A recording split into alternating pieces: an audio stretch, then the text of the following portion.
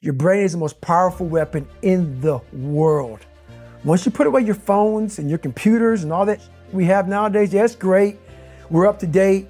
But your brain is the only thing you have when you're going through depression, when you're going through hard times, when you're going through death, real life. You can't Google that, man.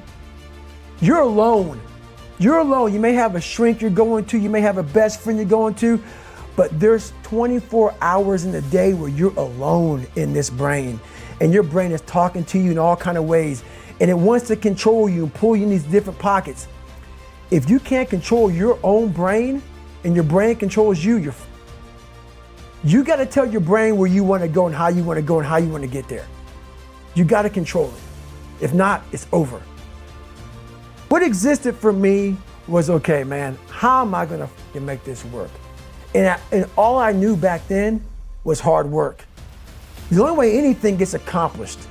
That's all I heard back in those days. You gotta work hard. You gotta work hard. I'm not getting I can't get this paragraph. I can't remember what the f***'s in this paragraph to pass this test to get in the military. Read again. Still not getting it. Read again. But if you're not getting it, write it out. And that's how I started learning. Okay, well, I gotta write out everything I do. And then write it out again, and write it out again. And guess what happened? I got it. I got it. I can't swim. I'm negative buoyant. Go back again. I can't swim. Go back again. Go back again. Go back again. I got it. I realized if I keep going back and going back and going back until this just becomes, your mind was safe. Okay, we're gonna figure it out. Because he is not going to stop. It's not like I'm gonna try one more time. No, it's just like alarm clock goes off, boop, we're going back. I can't read right, we're going back. I gave myself no way out, and my mind realized that. They said, okay, we're gonna adapt and overcome now. Like a lot of people say, trying hard. Your mind knows, man. It knows this guy's bull. Man, this guy's lying. There's no truth behind it. When I was in Navy SEAL training, people go, how were you there for 18 months?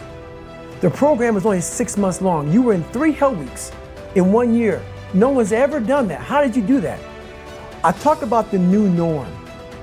When I lived in a $7 a month place when I was growing up for a short period of time, I loved it. I didn't know any different. That was my norm.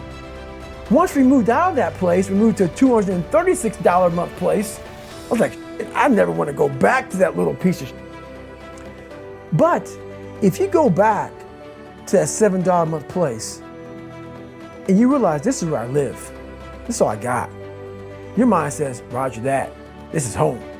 So when I was going through Navy SEAL training for 18 months and going back through all the hard parts over and over again, I told myself after the first time, I knew it was gonna be a long journey there. My body was breaking down. It was just how it was going on. I said, you know what, this is my new norm. So my mind said, it's like going to work. Like you go to work, you put your suit and tie on, I go into suffering every day. Every day, suffering, being broken, duct taping my feet up, stress fractures, shin splints, being broken. This is my new norm. And your mind says, if we're not broken, this ain't normal. We gotta be broken. So then your mind starts to get tougher and tougher and more callous. People go, how'd you run on broken feet? Broken shins. My mind knew this is how we operate. We're in Navy SEAL training. This is what we are. I became hell. And that became my new norm. I gave myself no way out. There was nothing outside these walls of hell. Nothing. I love God, but for a short period of time, I became the devil because that was hell. I became the boss, the owner, the CEO of Navy SEAL training. That was my mindset. And that's how you get through things. You immerse yourself in wherever it is, and you become that. You become that and give yourself no way out.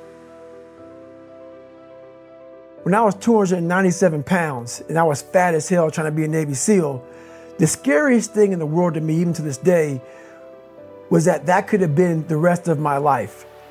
I thought then I was trying hard. That's the scariest thing in the world.